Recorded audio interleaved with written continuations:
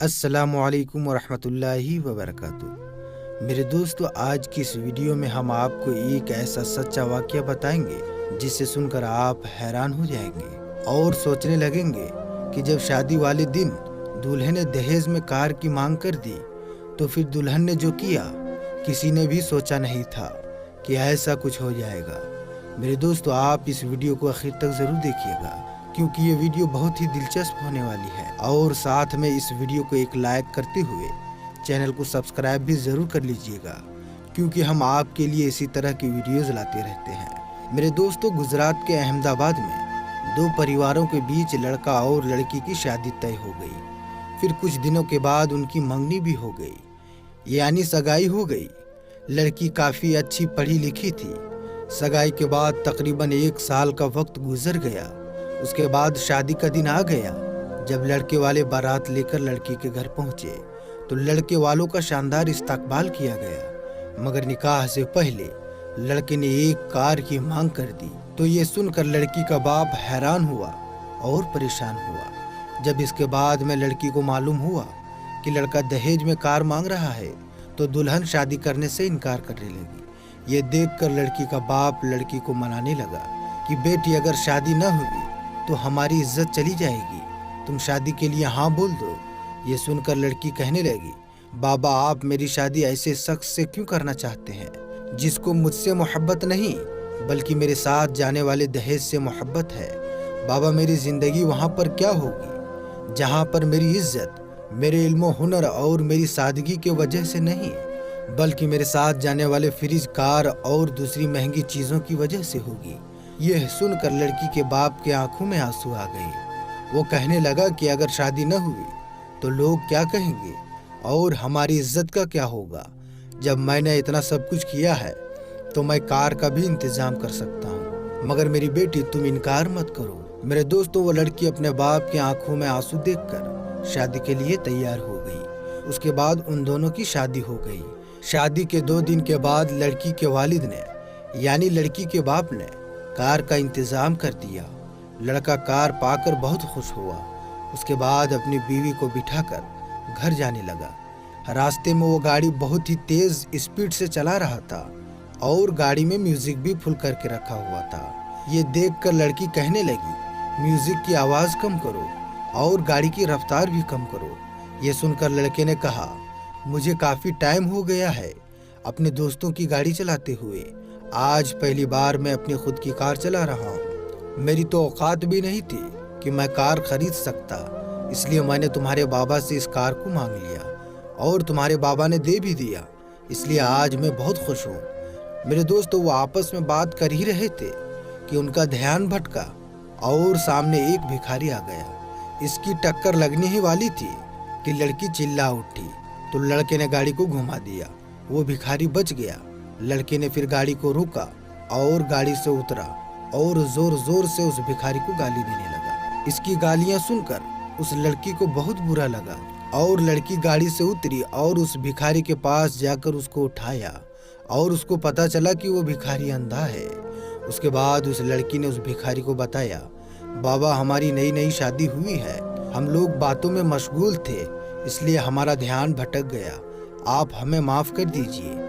इस लड़की ने बाबा को 100 रुपये भी दिए और बोला कि आप हमारी नई शादी की मिठाइयाँ भी खा लीजिएगा। वो लड़की भिखारी से बात कर ही रही थी कि इतने में वो लड़का बोला कि तुम जैसे लोगों की वजह से ये भिखारी लोग सर पर चढ़ते हैं। ये ऐसे ही होते हैं जो जानबूझकर गाड़ी के आगे आ जाते हैं ताकि इनको बाद में पैसे मिल सके। ये भिखारी ऐसे ही होते हैं। यह सब सुनकर उस लड़की को बहुत बुरा लगा। वो लड़की अपने शौहर से कहने लगी, ये जो भिखारी होते हैं ना, ये सुबह उठकर दर दर भीख मांगते हैं, तब जाकर इन्हें थोड़ा बहुत कुछ मिल पाता है। जब वो मेहनत करते हैं तो उनको मिल पाता है।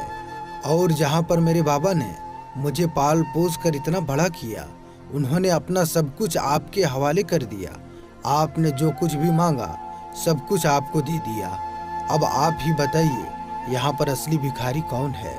वो जो गाड़ी के नीचे आ गया था या जो इस गाड़ी को चलाने वाला है? मेरे दोस्तों, ये सुनकर लड़के के होश ठिकाने आ गए और उसके कान खुले के खुले रह गए और उनको ये एहसास हो गया کہ یہاں پر اصلی بھکاری کون ہے۔ وہ لڑکا بھی شرم سے کچھ بول نہیں پا رہا تھا۔ یہاں پر اصلی بھکاری تو وہ لڑکا ہے۔ اس کو یہ بات خود ہی احساس ہو گئی تھی۔ لڑکی کی ان باتوں کو سن کر لڑکا رونے لگا۔ دوستو، دہیز بھیک مانگنے سے بدتر کام ہے۔ میرے دوستو، اب کچھ لوگوں کے دماغ میں دہیز کو برا بھلا کہنے کے لیے آ گیا ہوگا اور کچھ لوگ دہیز کو گالیاں ہی دینے لگیں گے۔ دوستو، ہم آپ کو بتا دیں کہ دہیز کو ہرگز برا بھلا نہ کہو، کیونکہ دہیز ہمارے پیارے آقا صلی اللہ تعالیٰ علیہ وسلم کی پیاری سنت ہے۔ ہمارے پیارے آقا صلی اللہ تعالیٰ علیہ وسلم نے اپنی پیاری بیٹی حضرت فاطمہ رضی اللہ تعالیٰ عنہا کو بھی دہیز دیا تھا۔ تو دوستو، دہیز دینا کوئی برا یا غلط کام نہیں ہے، لیکن دہیز مانگنا حرام کام ہے۔ دہیز مانگنا غلط کام ہے۔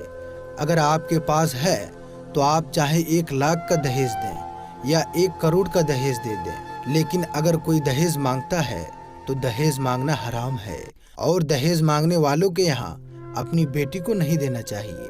میرے دوستو، اس کے پیچھے سب سے بڑی وجہ یہ ہے کہ اگر آپ سے کوئی آج 1 کروڑ کا دہیز مانگتا ہے، لیکن آج آپ 1 کروڑ کا دہیز تو دے دیں گے کیسے بھی جوڑ کر، اگر آپ وہ پورا کر دیں گے، چاہے آپ ادھار یا قرض ہی کر کے کیوں نہ دے دیں، لیکن ایک بات ہمیشہ یاد رکھنا، جو دہیز مانگتے ہیں ان کے منہ ہمیشہ کھلے ہوتے ہیں۔ وہ ہمیشہ کسی نہ کسی چیز کی ڈیمانڈ کرتے رہتے ہیں۔ آج کار کی ڈیمانڈ کرتے ہیں تو کل بائک کی ڈیمانڈ کریں گے، یعنی کہ وہ ہمیشہ کسی نہ کسی چیز کی ڈیمانڈ کرتے رہیں گے۔ تو ہمیشہ یاد رکھیں، آپ کو دہیز کو ہرگز گالی نہیں دینی ہے، بلکہ آپ دہیز مانگنے والوں کو برا کہہ سکتے ہیں، لیکن دہیز کو آپ ہرگز برا نہیں کہہ سکتے، کیونکہ ہمارے پیارے آقا صلی اللہ تعالیٰ علیہ وسلم کی سنت ہے۔ تو آپ کے پاس جتنا بھی ہے آپ حسب توفیق دہیز دے دیں، لیکن دہیز کسی سے ہرگز نہ مانگیں۔ دہیز مانگنا حرام کام ہے۔ میرے دوستو، ہم امید کرتے ہیں کہ آپ کو آج کا یہ واقعہ پسند آیا ہوگا۔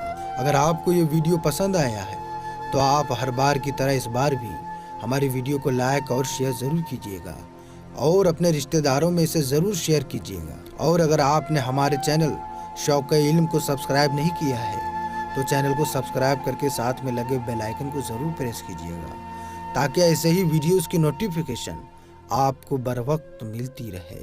تو دوستو، آپ سے ایک بات اور کہنی ہے کہ آپ سے ہم سے جانے انجانے میں بہت ساری ایسی غلطیاں ہو جاتی ہیں جس سے ہمارا ایمان چلا جاتا ہے اور ہمیں خبر بھی نہیں ہوتی۔ تو ہمیں ہمیشہ چاہیے کہ توبہ استغفار کرتے رہیں۔ تو آئیے مل کے پڑھ لیتے ہیں۔ توبہ استغفر اللہ ربی من کلی ذنب واتوب الیہ۔